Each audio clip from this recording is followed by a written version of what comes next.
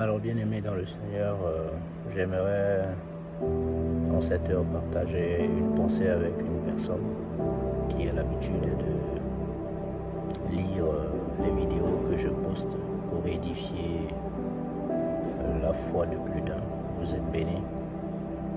Et là, j'ai une pensée à vous partager, l'heure à laquelle vous allez lire cette vidéo. J'étais en train de travailler et j'ai eu à cœur de vous partager cette pensée. C'est dans le livre de Jean 1, au verset 46. Voici ce qui est dit. Nathanaël lui dit, peut-il venir de Nazareth quelque chose de bon? Philippe lui répondit, viens et vois. J'aime beaucoup ce passage et j'aimerais personnaliser ce passage, personnaliser à une personne qui certainement autour de toi on dit rien de bon peut sortir de toi. Qui certainement beaucoup de personnes vraiment croient que rien de bon peut venir de toi. Ou plusieurs personnes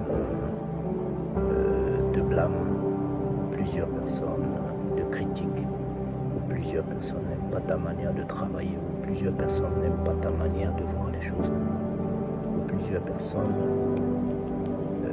passent leur temps beaucoup plus à te critiquer, passent leur temps beaucoup plus à te remettre en cause. J'ai une très bonne nouvelle, la très bonne nouvelle que j'ai à t'annoncer. Et surtout, si tu es en Jésus, parce que je suis là pour parler des enfants de Dieu, je suis là pour parler de ceux qui ont fait allégeance avec Jésus, je suis là pour parler de ceux qui ont choisi Jésus comme leur Seigneur et Sauveur et qui marchent avec Jésus. C'est d'eux je parle. Et ceux qui n'ont pas encore accepté Jésus, je leur demande tout simplement de le faire, parce que pour donner sa vie à Jésus, on n'a pas besoin de faire quoi que ce soit. Il suffit de l'accepter et de l'inviter dans sa vie. Le plus important, c'est ça. Alors pose-toi cette question.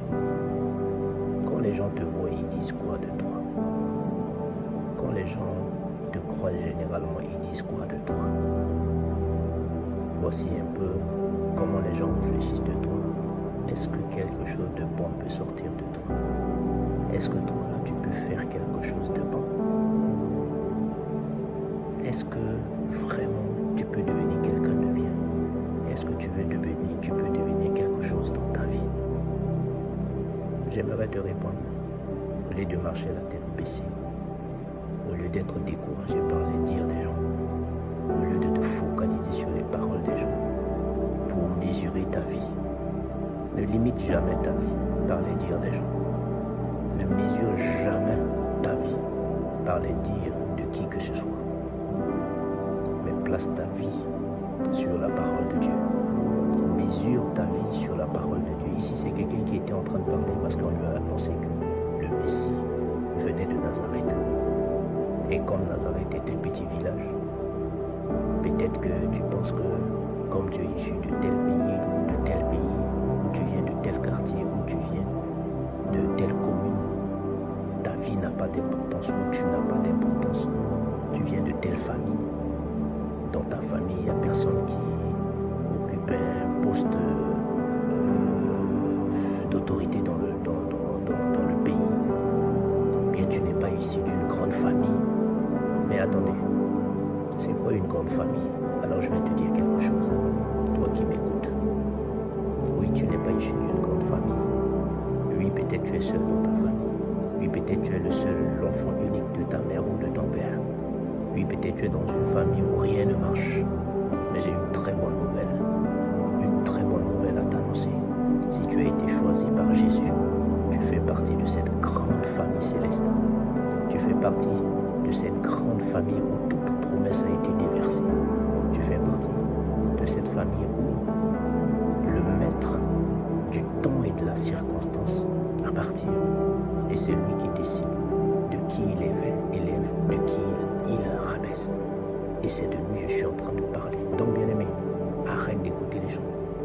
Arrête, tu peux avoir des lacunes cette année, mais tu peux prendre conscience de tes lacunes et puis tu te relèves et puis tu travailles pour avancer.